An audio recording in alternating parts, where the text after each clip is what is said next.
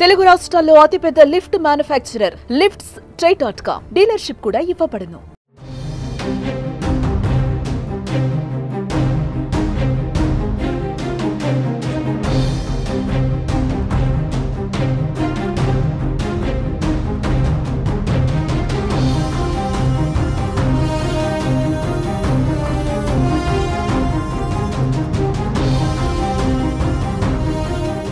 గణతంత్ర దినోత్సవం సందర్భంగా 2025 పద్మ అవార్డుల గ్రహీతల జాబితాను కేంద్రం ప్రకటించింది.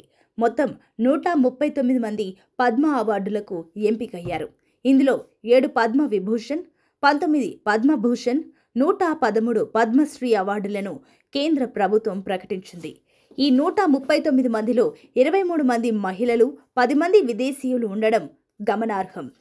తెలంగాణకు చెందిన 2కి, ఏపీకి చెందిన 5గురికి కేంద్ర ప్రభుత్వం పద్మ పురస్కారాలు ప్రకటించింది. ఇందులో నందమూరి బాలకృష్ణ, ఏఐజీ ఆసుపత్రుల అధినేత నాగేశ్వర రెడ్డికి పద్మభూషణ్ పురస్కారం లభించగా, మందకృష్ణ మాదిగ, నాగఫణి శర్మ, కేఎల్ శర్మ, మిరియాల అప్పారావు, వాదిరాజు రాఘవేంద్రచర్యకు పద్మశ్రీ పురస్కారం లభించింది. పద్మ పురస్కారాలపై వైసీపీ అధినేత మాజీ సీఎం జగన్మోహన్ రెడ్డి స్పందించారు.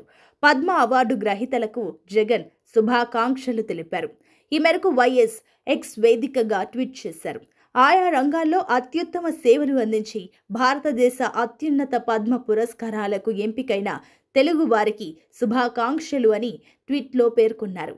డాక్టర్ డి నాగేశ్వర్ రెడ్డి, నందమూరి బాలకృష్ణ, మందకృష్ణ మాదిగ, మాడుగుల నాగఫణి శర్మ, కేఎల్ కృష్ణ, మిరియాల అప్పారావు, వాదిరాజు రాఘవేంద్రచారి పంచముఖిలకు ఎక్స్ వేదికగా విషెస్ చెప్పారు జగన్.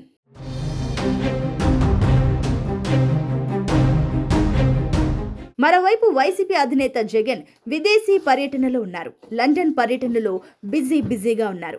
ఈ సమయంలోనే రాజ్యసభ సభ్యత్వానికి విజయసాయిరెడ్డి రాజీనామా చేయడం తీవ్ర కలకలం రేపింది.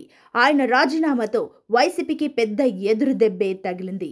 ఇటువంటి సమయంలో కేంద్రం పద్మ పురస్కారాలను ప్రకటించడంతో జగన్ స్పందించారు. ఇందులో బాలయ్య బాబుకు కూడా శుభాకాంక్షలు తెలిపారు.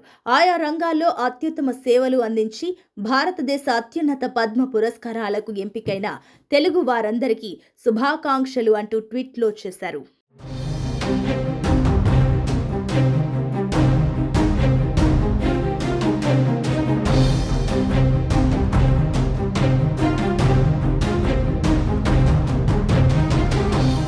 సుమన్ టీవీలో మీ పర్సనల్ అండ్ బిజినెస్ ప్రమోషన్స్ కోసం కింది నెంబర్కి కాంటాక్ట్ చేయండి.